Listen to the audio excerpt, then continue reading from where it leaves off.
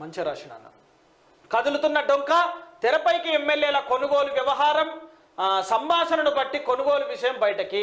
సమావేశమైన గదిలో సీసీ కెమెరాలు అమర్చిన రాధాకిషన్ రావు బృందం. అమ్మా మంచిగా తీస్తుర్రా. నోటీసులు ఇచ్చేందుకు ప్రత్యేక విమానంలో సీట్, వెళ్లడం పైన దర్యాప్తు. లోతైన దర్యాప్తుతో వెలుగులోకి విషయాలు. రాధాకిషన్ రావు కనుసన్నల్లో మొత్తం వ్యవహారం. ఫలితాల తర్వాత ఆ డిస్కుల ధ్వంసం. West zone DCP Vijay Kumar వెల్లడి. తెలంగాణ రాజకీయ పార్టీకి అనుకూలంగా వ్యవహరించి పలువురి ప్రొఫైళ్లని రాధాకిషన్ రావు తయారు చేశాడని వెస్ట్ జోన్ డీసీపీ వెల్లడించారు. అట్లుంది రాధాకిషన్ రావు బ్రెయిన్. గతంలో ఉప్పల్ ఏసీపీగా పనిచేసిండు రాధాకిషన్ రావు.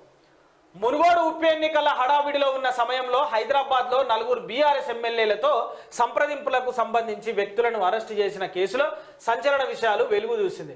ఈ కేసుకు మూలం ఫోన్ ట్యాపింగేనని కస్టడీలో ఉన్న మాజీ డీసీపీ రాధాకిషన్ రావు చెప్పినట్టుగా తెలుస్తోంది. ఫోన్ ట్యాపింగ్ కేసులో నిందితుడిగా ఉన్న ఎస్బీఐ మాజీ డీఎస్పీ ప్రణీత్ రావు, గువ్వల బాలరాజు, రోహిత్ రెడ్డి, రేగ కాంతారావు, బీరం హర్షవర్ధన్ రెడ్డిల ఫోన్లను కూడా ట్యాప్ చేసిరంట. పోయింది, ఎటో పోతుంది పో. ప్రణాళికలు చేసింది ఎమ్మెల్సీ కవితే. ఏం ప్రణాళికలు చేసింది? మొత్తము మద్యం కేసుకి సంబంధించింది. తాగుదమే బాలా, తాగి ఊగుదమే బాలా.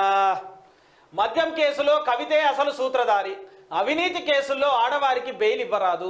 అప్రూవర్కు బెదిరింపులు, ఆధారాలు ధ్వంసం. కవితపై కోర్టులో ఈడీ వాదనలు.